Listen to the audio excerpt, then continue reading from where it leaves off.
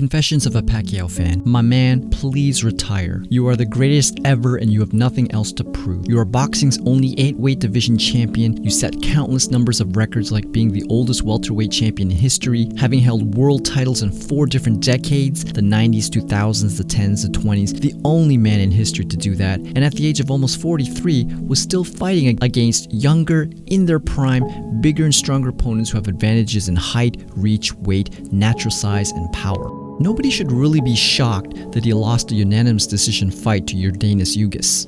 They may have both weighed at about 147 on the scales during the weigh-ins. Come fight night, Ugas probably rehydrated back up to over 160 pounds. I mean, this guy is huge compared to Pacquiao. There's no question that Ugas won the fight. But this was also a near 43-year-old Pacquiao with a 2-year layoff who was just a shell of his former self. And you could see that Father Time has caught up to him, as age showed in his stamina, footwork, head movement, punching power. And this is not a knock on Pacquiao. This is just a natural eventuality of everybody.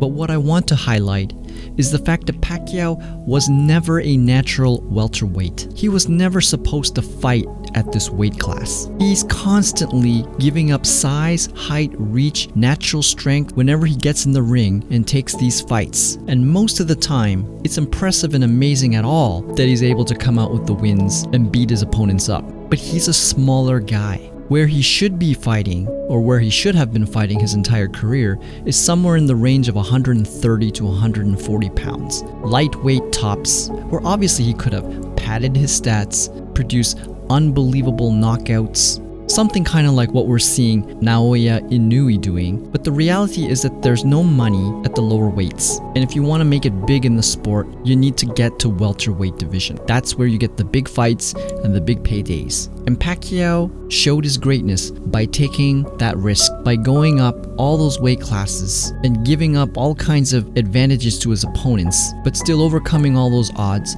and achieving what he has achieved. He's not supposed to be fighting guys this big.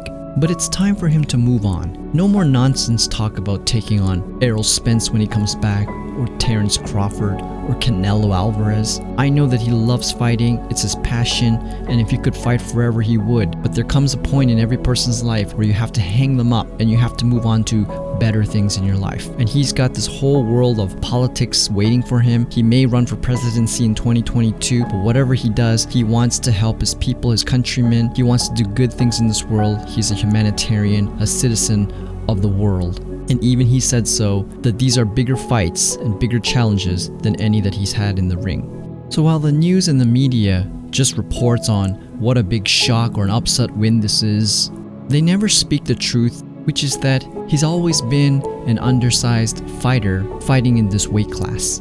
He shouldn't even be fighting against guys this size. But man, what a career he had, what an entertaining ride it was. I don't feel bad or have any sad feelings. His greatness is already cemented. It's locked in the place of history. And he needs to just move on to bigger and better things in his life. Let me know what you guys think. What did you think about Pacquiao's career? What do you think he should do moving forward? And it's just the right time for him to walk away as a professional boxer and move on to better things awaiting for him in his life. Thanks, and until next time.